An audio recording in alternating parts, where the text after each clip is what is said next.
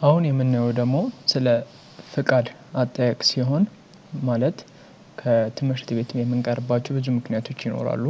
እናም ያንን አስመልክቶ እዚህ ኦንላይን ላይ በመግባት ሲስተም ውስጥ በመግባት ፍቃድ መጠየቅ ይቻላል ማለት ነው።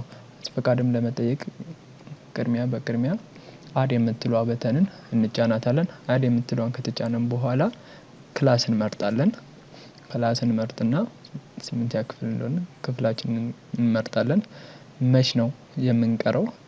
ቀን 25 ጀምሮ በቀን 25 ነው የምንቀረው ወይ መቼ እንደምንቀር የቀኑን እናስገባለን። ከዛ ምን ያህል ቀን ነው የምንቀረው? እስከ መች ድረስ ነው?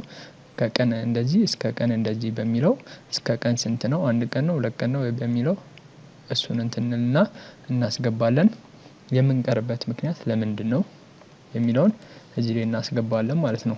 እሱን ካስገባን በኋላ ማስረጃ ካለን ለዛ ነገር ፋይል እናስገባና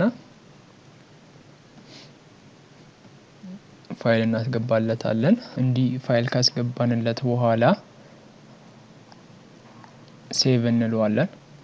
ሴቭ ካልን በኋላ ሰክሰስፉል ይለናል። ሰክሰስፉል ካልን በኋላ ፍቃድ የመጠየቅ እንትኑ ይገባልናል ማለት ነው።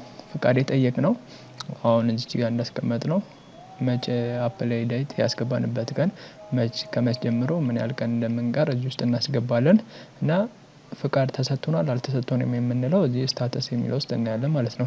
ፍቃድ ከተሰጠን ፔንዲንግ ማለት ፍቃድ ከተሰጠን አፕሩቭድ ይሆናል። ፍቃድ ካልተሰጠን ድረስ አሁን ፔንዲንግ የሚለው ፍቃድ አልተሰጠንም ማለት ነው።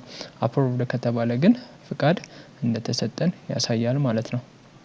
ለምሳሌ አሁን እዚህ ጋር እንደምናየው አፕሩቭ ይለናል። ይሄ ማለት ፍቃድ ተሰጥቶናል ማለት ነው። እዚህ ጋር ደግሞ ፔንዲንግ የሚለው ገና ፍቃድ እስኪሰጠን እንጠብቃለን። ፍቃድ ከተሰጠን አፕሩቭ የሚል ሜሴጅ ያሳየናል ማለት ነው። በመቀጠል ደግሞ ዳውንሎድ ሴንተር እናያለን። ዳውንሎድ ሴንተር ውስጥ ምን እንደሚገኝ እናያለን።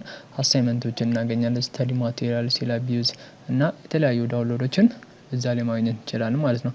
አሳይመንት ተለቆ ከሆነ አሳይመንት የሚለው ውስጥ እንገባለን።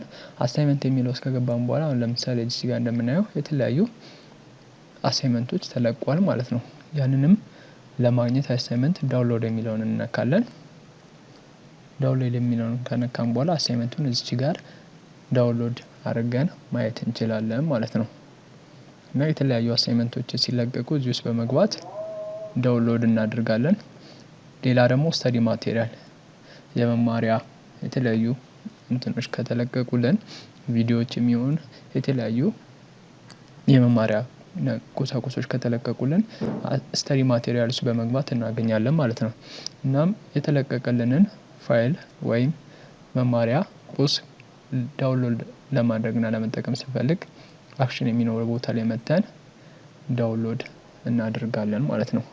እናም ዳውንሎድ ከሆነ በኋላ እዛ ላይ ገብተን አይተን መጠቀም እንችላለን ማለት ነው። ሲላቢዩስ ስታተስም እንደዛው የተለቀቀልን የፋይል አይነት ካለ እዛ ውስጥ ገብተን ዳውንሎድ በማድረግ እንጠቀማለን። አዘር ዳውንሎድ ውስጥም ካለ እንደዛው በአሁኑ መሰረት እዛ አሳይመንት እና ስተዲ ማቴሪያል ውስጥ ባየነው መሰረት እዚህ ጋር ዳውንሎድ አድርገን ማየት እንችላለን ማለት ነው።